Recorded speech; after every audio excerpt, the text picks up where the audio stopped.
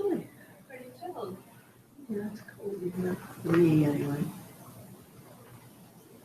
You're probably very familiar with the Code of Ethics since you're brand new and licensed. But here is another copy of it. Thank you.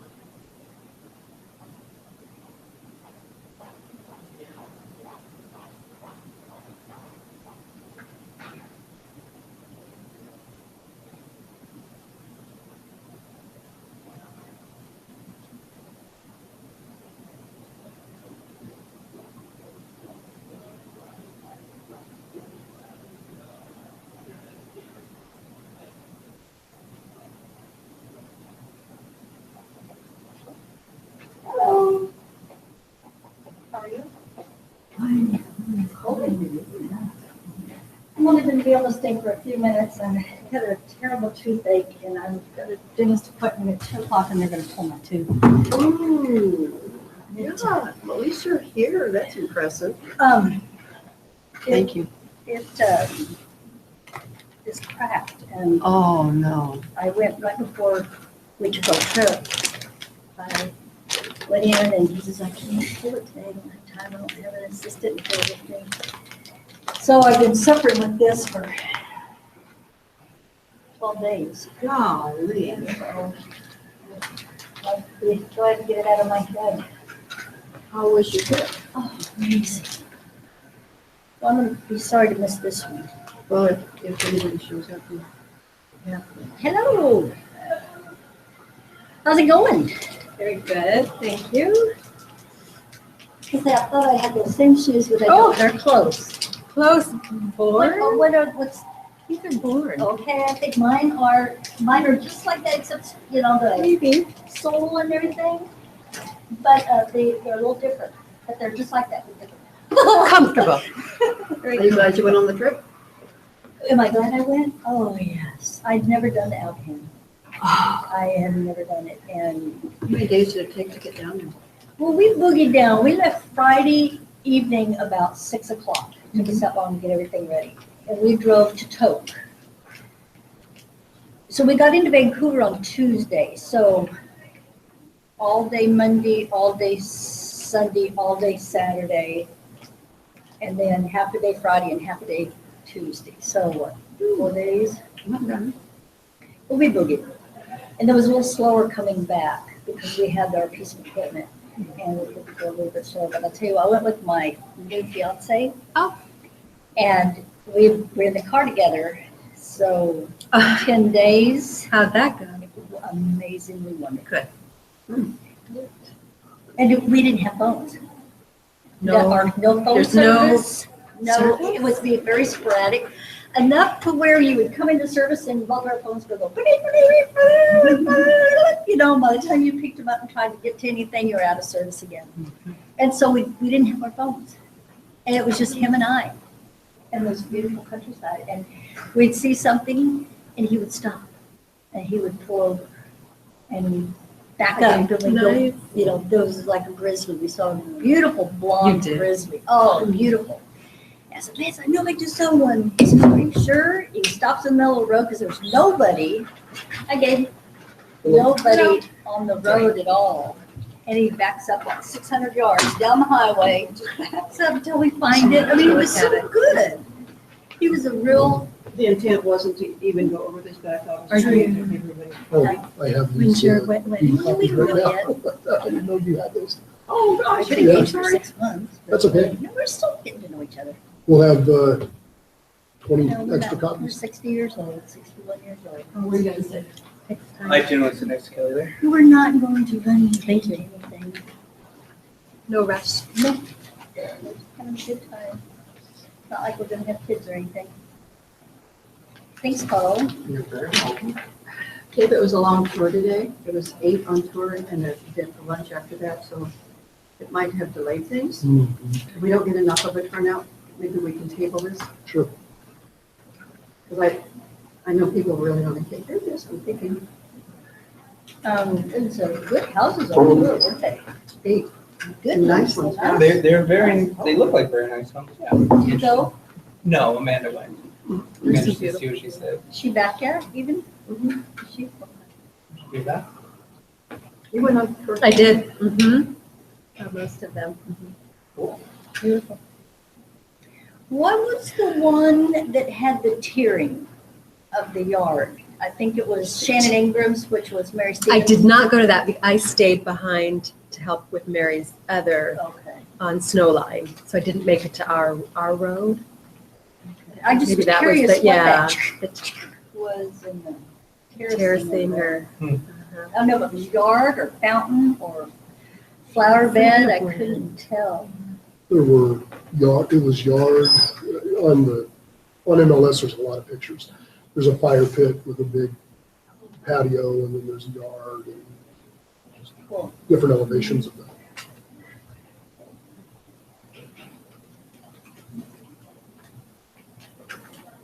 You know, Dave, you know that Cammy left a real career to come to sell real estate. I'm still just, my foot's still in that world, but Yeah, you did. time for, And the young lady sitting next to Phyllis Cooper today, Who was that? I think Lisa, Brandon, Brandon, She sure looked familiar. Lisa. she was what's her familiar to last- me too. I don't remember her last name. She introduced her to you, I think. And I heard her say something about chemistry. Yeah, she's a chemist. Yeah, worked for Tesoro, retired from Tesoro. Oh my gosh, she's young to retire. Holy cow. This is what I am. change. But she did, I was trying to figure out if she had anything to do with Troy and Creta. But I hadn't seen her before. She looks familiar, but I hadn't seen her. She looks familiar to me too. She looks like the Bassler family. Now that I think of it, you know Alex Bassler, That's what I do. Alaska Dance Theater. No. That young lady looked like part of the Bassler family, I swear to God. Long lost twin. Carl, I have to stay out for a minute. Would you mind throwing that back in my office or putting it on the front desk after? No problem. And I'm sorry, I'm not gonna be able to stay. That's all right. Did we get your points? I didn't know No. if Amanda sent off. No, let me give you, Yeah, if you wouldn't mind writing them down, I'll put them on Amanda's desk. Get those going. Gabe's going on a team, it's gonna be mine. I just think that's the ethical thing to do. there's my, Thanks. It's a matter of ethics. Hope that goes well, Kelly. thank you. I'm gonna give you this back in case y'all table it for next week. We will, yeah. And if not next week, there's no meeting next week, so it'll be 2 weeks. Oh.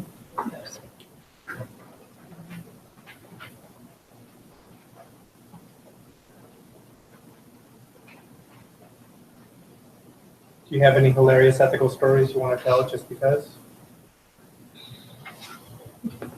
You know, I haven't really thought about that, so, usually I try to forget that kind of thing. We're not looking for necessarily bad stories. We were hoping for some good ones and maybe some bad ones. Why don't, have we discussed that duplex operations with him? We have. Can we ask you a real business question? Let me make it simple as possible.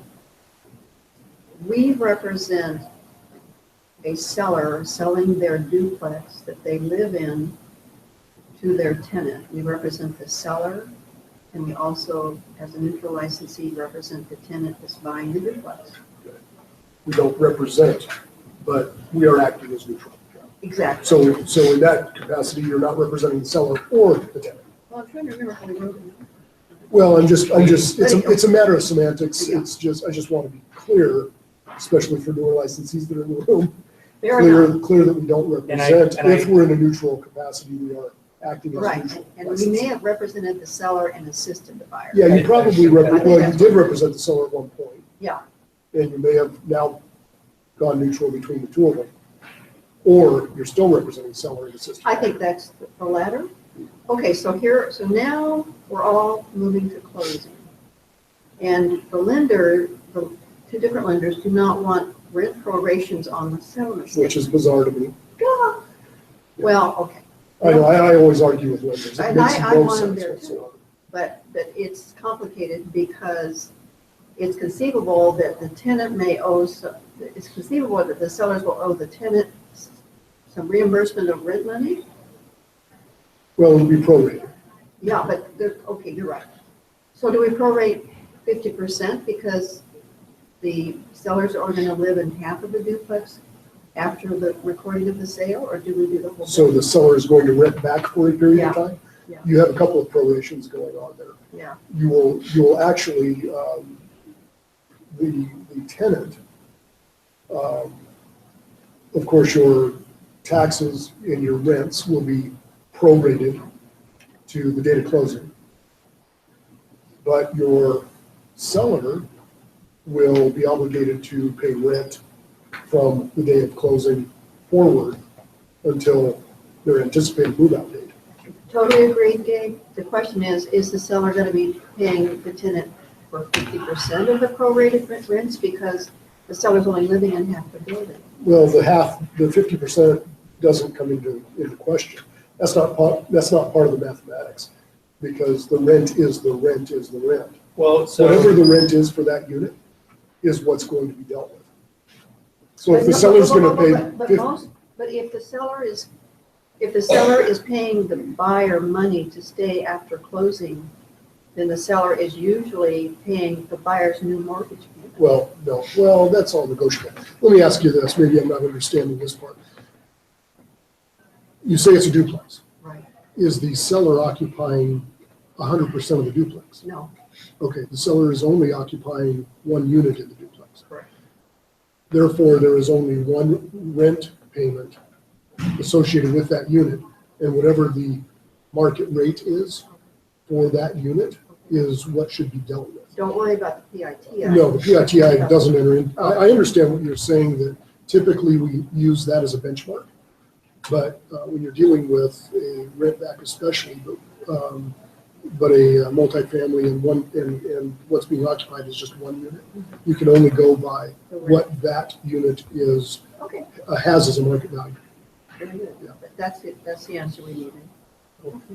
And the parties will be fine with that. We just started thinking if we do an occupancy document, what do you put on there? Well, right, because the seller, in that scenario that you kind of brought up, the seller is now paying far more for renting back only part of the entire building. But they should be only obligated to pay for the unit they're occupying. Okay, it's 10 minutes past. Should we table for 2 weeks? I think so. This is, yeah, it's.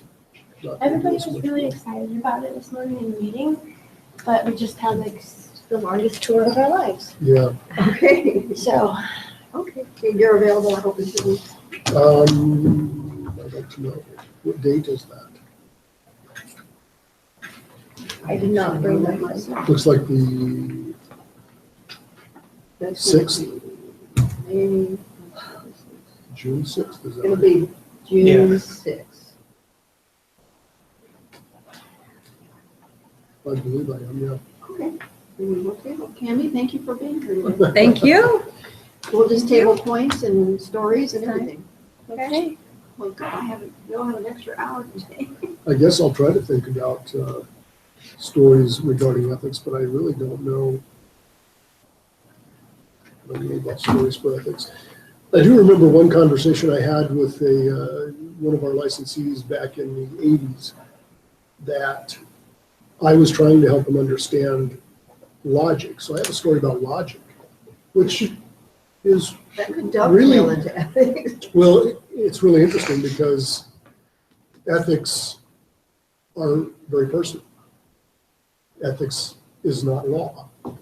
Ethics are subjective, which I never felt that logic was subjective until this conversation I had with a licensee back in the 80s, where I was trying to help him understand that this is just logic. Why can't you get this? I don't understand. I can't tell you the specifics of the conversation, but I can tell you I was getting real frustrated. And I said, the guy's name is Nat. I don't know if you remember Nat Donaway. Super nice guy. I remember the name, but I can't picture that. And I just said, Nat, this is pure logic.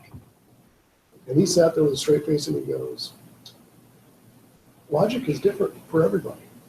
And I was like, It took me a few seconds and I thought, wow, I hate to admit that. I hate to admit it, but that's true. Logic is derived from your experiences, your makeup, your intelligence, so many factors. So logic is actually, then, based on what he said, logic is perception too, then. Logic can be a lot of perception as well. And, and when you talk ethics, what's really eye-opening is when you deal with different cultures. Oh my Because gosh, how true is ethics that? in one culture is vastly different Yeah, or. from ethics, or Don't even logic, exist. or business practice, or so many things are so different that it just makes my head spin because I don't see it from their perspective.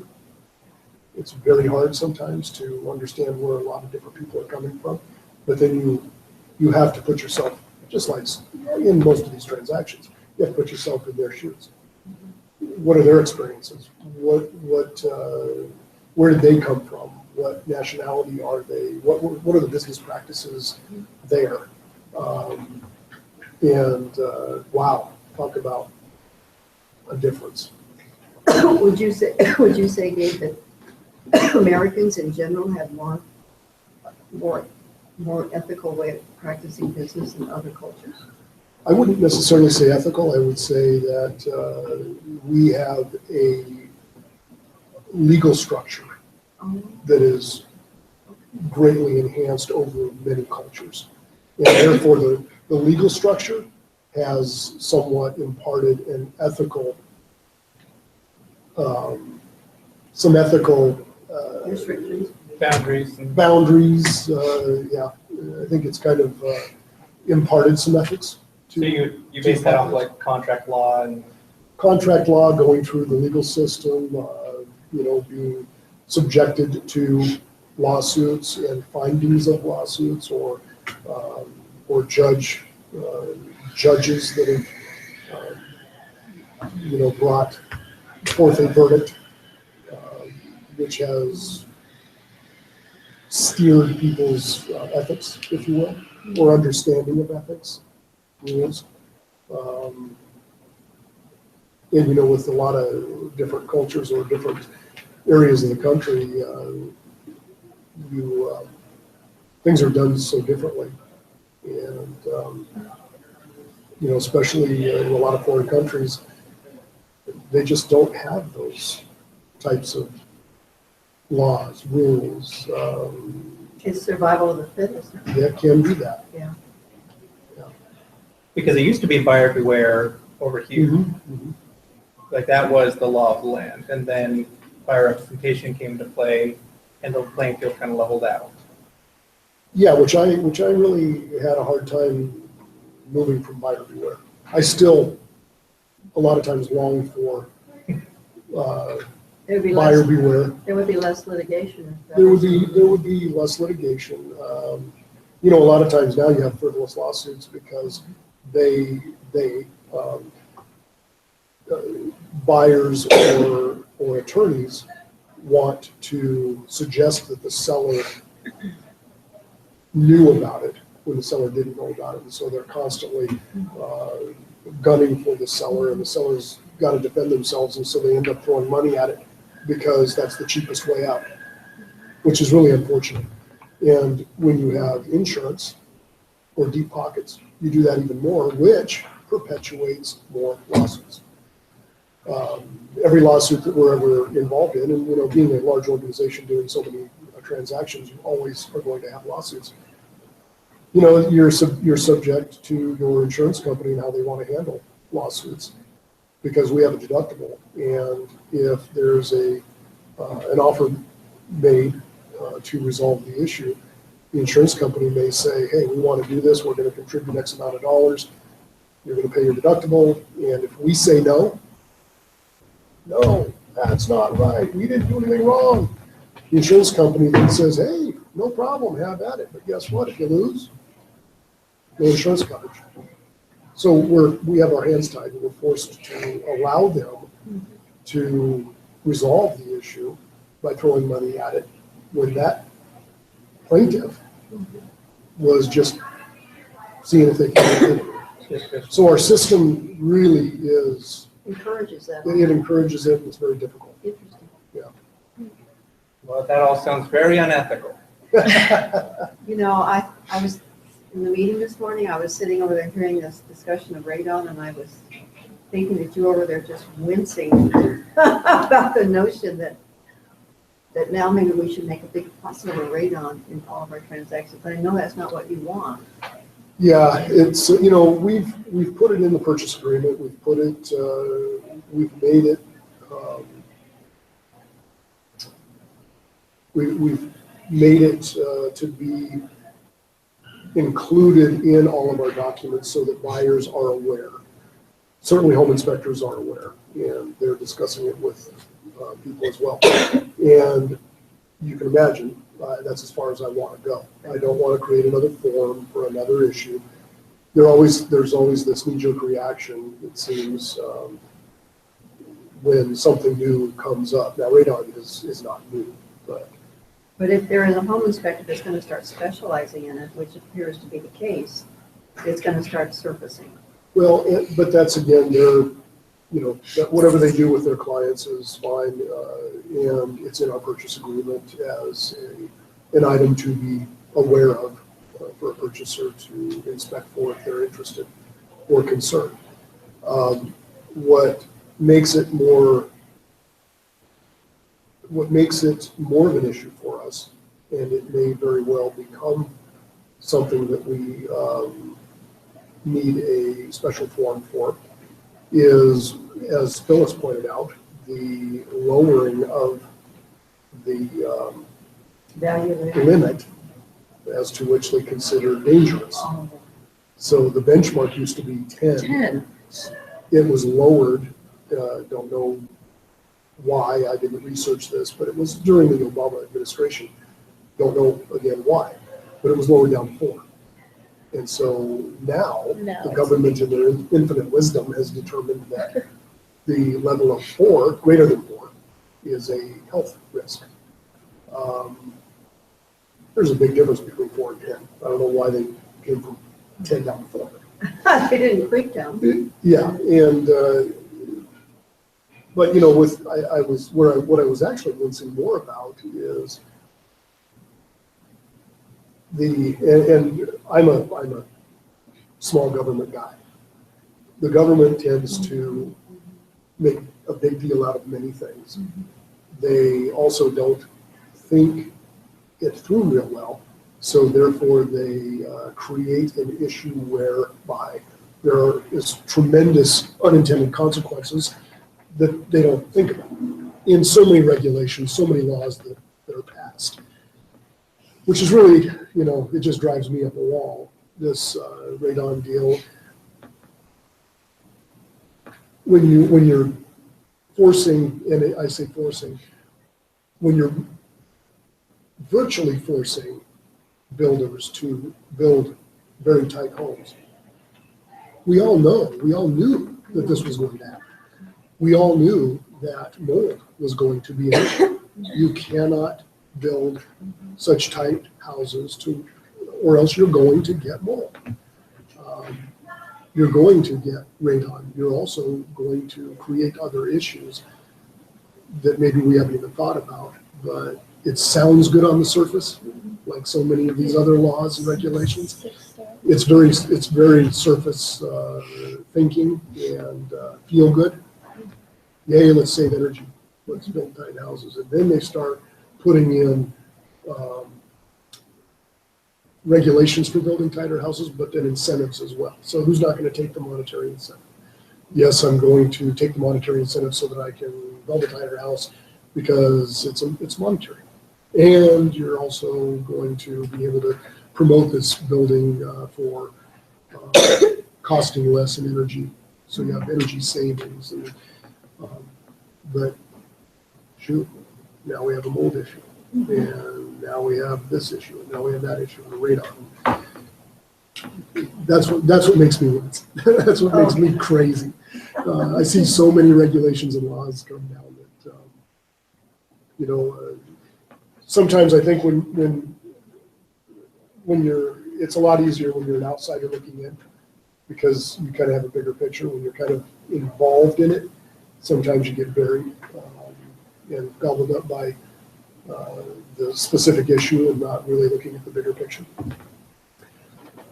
I'm not saying it's not a good thing to have energy efficient homes, but there's a lot of things that happen with these regulations that are just not thought of. With all the money that's spent for all the research, it's kind of shameful that nobody thinks about these things until it becomes a problem. Yeah. And somebody 2 weeks.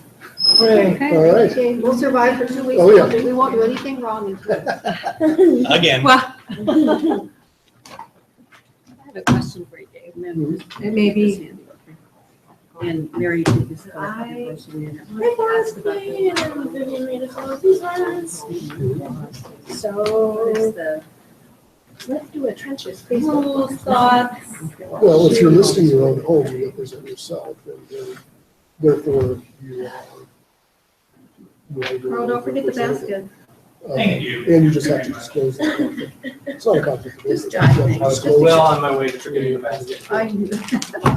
And of course, you can only represent